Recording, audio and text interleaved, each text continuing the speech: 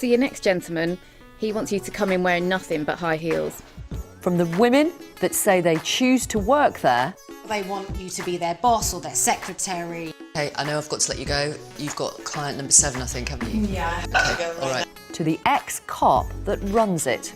We run a tight ship, we don't allow drugs, no underage girls, we check everyone's passport. This is life on the inside of one of Britain's brothels.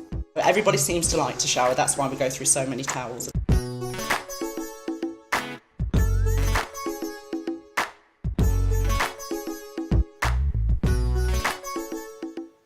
We've reported on prostitution or sex work numerous times. We've talked about women who are trafficked into the country and then exploited. We've talked about the grooming of young girls who are then pimped out. There is another side of it. There are some women who say they choose to work as prostitutes, and Louise is one of those. Tell us why. Well, originally I fell into this work a few years ago. I needed money fast, and I made it fast. I went on to do a few normal jobs, office work. I went to uni, and then I made the decision to go back into this kind of work. And it's so I can provide for myself in the future. Some people will not believe you. They will not believe you've made a positive choice to sell your body for sex in order to make money. Convince them. I understand that completely. I think there's a really negative stereotype within society that makes people think that women are doing this to fund a drug habit, or because they're so desperate they have no other options, or because they've been trafficked, forced, coerced into this kind of work. They can't seem to wrap their heads around the fact that I want to do this job, that it's my choice, that I enjoy this kind of work, and that I wouldn't be doing it if I didn't want to. You choose, you say, to work from brothels. I would always rather work in an environment that I can guarantee is clean and safe. Sometimes on out calls, you'd go to people's houses, you're in their environment. It might not be the cleanest place, it might not be the safest place because you don't know who's in there. I could never fully relax because you've always got one eye on the escape route. It might be dirty, they might have been up for days, they might have been partying, they might be drunk. Anything could happen. I didn't feel 100% safe. As the maid or receptionist, just talk us through the schedule for today. Okay, well essentially every day we have 3 ladies working, and we usually have 2 bedrooms. Basically, so 2 of the girls will be working at a time, one of the ladies will be waiting until after one of the other ladies is finished to use the room. And what we do half an hour slots, 45-minute slots or an hour slots, all at different costs. And just so we know who's coming in, what time, etc. And so there's some organisation about it all. We don't like clients to bump into each other at all. A client can have a shower himself and leave. The next client can come in, and also a girl herself can have a freshen up and a shower. Everybody seems to like to shower, that's why we go through so many towels a day. You've worked in this industry for a long time. How would you say it's changed? But what I've noticed nowadays is a lot of younger gentlemen coming in, handsome gentlemen, people that you wouldn't think would need to pay for sex, but it's easier for them than dating, meeting a girl. Some friends will actually come together before a night out, and it's become a lot more normalised. Could we get a side shot if possible, please? See that little tush out? Oh, there we go. That's absolutely gorgeous. Thank you so much. Tell me why you're taking these pics. Basically, these are daily pictures that we put on our Twitter account, so they're not website, they're not airbrushed or anything like that, they're real live pictures. We would blur faces out, tattoos or any identifying marks or something like that, but it's basically so we can have a fresh picture of the girls daily on what girl is working that day. Right, so anyone going on on your Twitter account would know who's available that day, effectively? Yes, basically. Yeah. Could we have another one from the back, please, my darling? Sorry, Victoria. That's all right. Are you comfortable doing this? Very much. Yeah? This is my favourite pose, I think. Is it? Yeah, I Why? like this one. I don't know, I just think I look good in this pose. You've got a very peachy bottom, my darling. There you go. Very peachy bottom indeed. So you're on the website with some pictures of you in various poses, and on the website it talks about your age and your stats and dress size and so on. Yeah. and your nationality, and then it talks about the services that you offer. GFE, what's that? It's a girlfriend experience. What does that mean? So it's perhaps a bit more... That's the doorbell going again, that must be another client. Yeah, it's another one. Girlfriend experience, lots of kissing, lots of touching, exactly what it says on the tin, you know? It's a bit more loving, if I can use that word. Yeah. Toys, role play, kissing, OW? That's oral with. So oral with condoms, which is the only one that I do, so that's, yeah, oral with. Right. Do some men want oral without? Yes, yeah, and I've lost business because I only do oral with. But that's my baseline. So OWO would be the oral without a condom. So your next gentleman, he wants you to come in wearing nothing but high heels. That last guy just had a role play with me, and he wanted me to dump him. Like, he robs a bank, and I'm supposed to interrogate him. I'm just like, do 10 jumping jacks or 2 push-ups or something. I don't know what to say. What are some of the more unusual requests that you've had?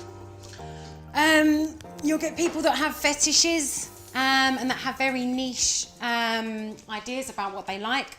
I tend to get the foot fetish men that like to have sex with your shoes or various objects. I mean, there's quite a common one of having sex with your best friend's girlfriend, or they want you to be their boss or their secretary or someone in their lives that they fancy but that they can't have sex with.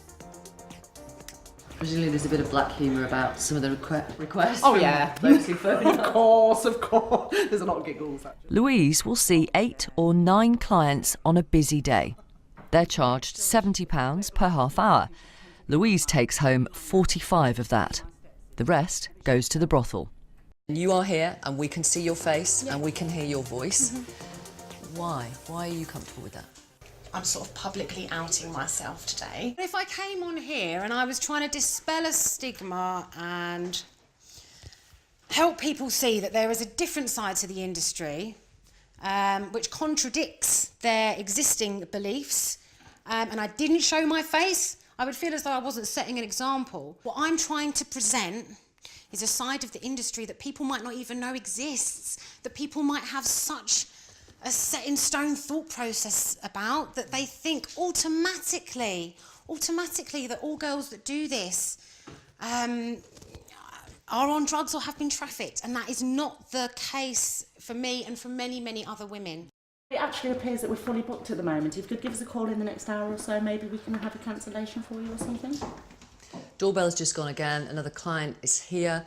This is pretty much a conventional small 2-bedroom flat, small front room, smallish kitchen, all the kind of paraphernalia you would find in a normal kitchen, washing machine, sweeping brush, sink, etc, etc. But in the cupboards, no tins of baked beans or cereals, but the kind of paraphernalia that you need in a brothel. Mouthwash, condom, deodorant, lots of hand wash, air freshener, and then next to that, dozens of packets of baby wipes for the women who work here to clean themselves after they've seen a client, for the clients to clean themselves as well. Tissues, and then nappy sacks. Not for nappies, but for used condoms. The owner of the brothel, a father of one, insists he does all he can to make sure the women who work for him aren't being forced to do it by someone else. They'll be spoken to by a receptionist, or there's on-site managers.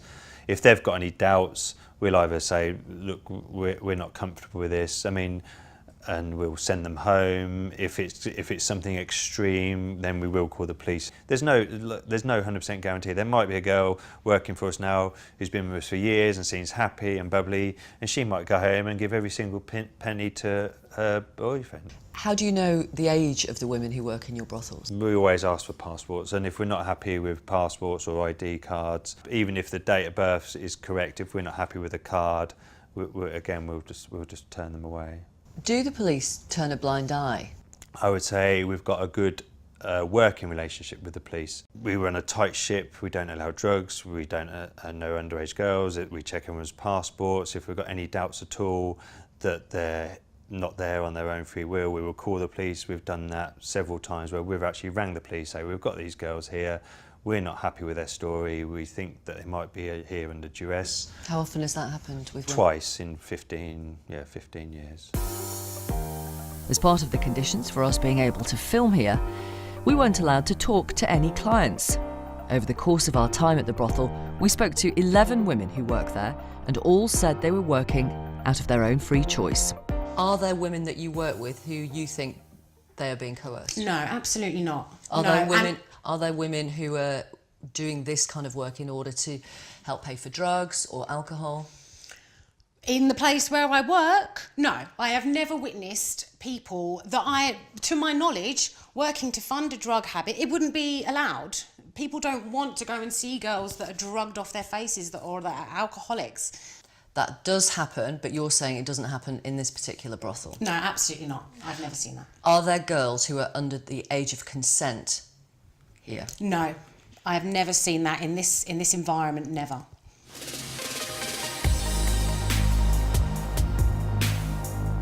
You've been working all day, you've just come back in, and I saw that you rolled your eyes as you were coming in, clutching your underwear. Why? The client was a bit boring.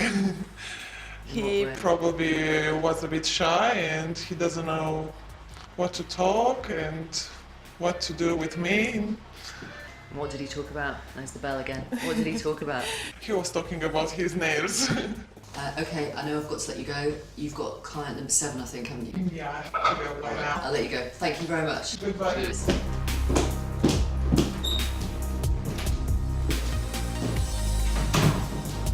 After you. Okay, so you know what it's you're through doing. here. Yeah. This is where everything takes place and the service takes place. Okay. It's pretty bog standard. It's fairly basic. Yeah. So yeah. How do you get your head around having sex or having to do various different things with a man you've never met before who is paying for that? All I need to know is that he's there because he knows I'm providing a service to him. It's sex that's transactional in nature, and that's my job, that's my type of work. This isn't personal sex. This isn't sex with my boyfriend or my husband or, this is work. Why would you choose to be a prostitute? That's what people don't understand. Why would you choose that? I chose to do it because I want money and I want to earn a good wage, and I don't want to have a regular normal job where I earn minimum wage. I think it's difficult for women to make money at a young age. I do it because I make good money and I'm saving up for myself. I want a future for myself. I don't want to have to rely on anyone else. I want to be financially secure and independent. Do you always enjoy yourself? Sometimes I will enjoy myself more than at other times. I think that's true of any job. You will like some clients more than others, regardless of the type of work you're doing. Okay, whether I was having sex with someone or doing their books or interior designing their house, I may prefer some clients to others. That's not to say that I have a bad time with clients, because if I ever feel that I'm being disrespected, which hasn't happened. No, it's never happened to you. You've never felt disrespected. Not on an in-call job. I've always worked in a house where there are other people present, and if they thought there was anything wrong with the clients, they wouldn't let them in.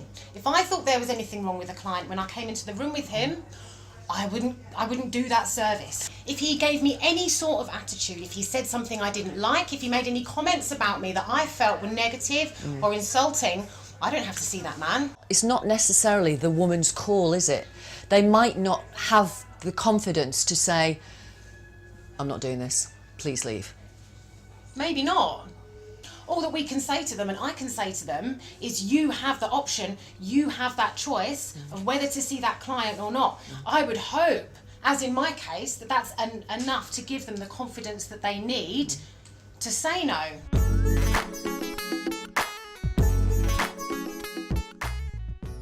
Brothels are illegal in England and Wales, as you know. It is not illegal to sell sex or buy sex in a brothel unless you're involved in operating it. What do you think about that? I would personally love to see brothels decriminalised, regulated, even legalised and licensed, My problem with the law that states that women can't work in brothels in groups of 2 or more is that I can't do my job within the confines of the law. It's almost as if the government have said, okay, you can sell sex, you can sell yourself, but we are going to make it as dangerous and as difficult for you to do that as possible in the hope that it will stop you doing it. What would you say to feminists then who say... That I'm being exploited? Yeah. I find that really such a form of patronising condescension. It's that kind of attitude that motivates me to sit and talk to you and try and dispel these myths that I am this idiot who is being exploited and forced and coerced. I would say to these women, I would say to these feminists, how dare you talk to me like that? How dare you tell me what I can and can't do and what my rights are as a woman and call yourself a feminist?